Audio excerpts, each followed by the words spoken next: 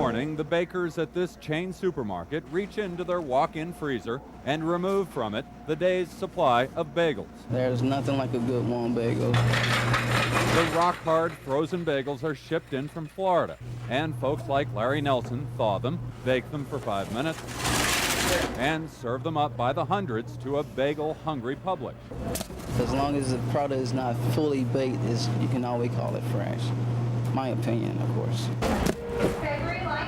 The simple bagel has come far from its roots in the Jewish delis and neighborhoods of New York. My preference is probably the fresh bagel, but this will do in a rush. From the frozen product thawed and baked in supermarkets to the mass-produced frozen bagels called Lenders, whose corporate parent is the giant Philip Morris Company, the roll with the hole has become a culinary fixture. We're seeing them everywhere, which is amazing because it was kind of like a nostalgic old Jewish dish that you'd only see in certain places, and now you see them in the airports and in the fast food places, and it's really amazing how much it's become part of the American culture. But to a lot of folks, bagels aren't such a casual pleasure. And then we have yeast, and then we add water.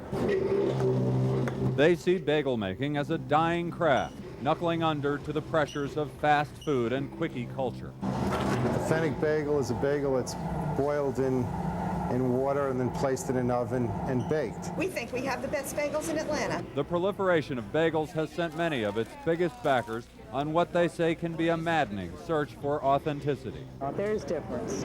Anybody that's eaten a bagel will tell you there's a difference between fresh and frozen. All the bagels in the grocery stores that you see. I've actually bought some and tried them, and I end up throwing them out or feeding them to my dog. But I had to come over to Atlanta to get a real bagel. They don't make them in Florida. What's supposed to be a culinary pleasure can become a frustrating odyssey. The authentic bagel does exist.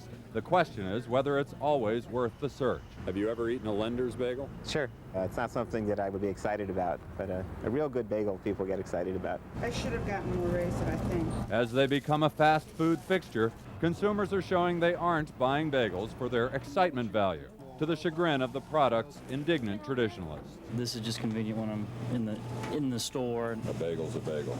Bagel's a bagel, as long as you got cream cheese on it.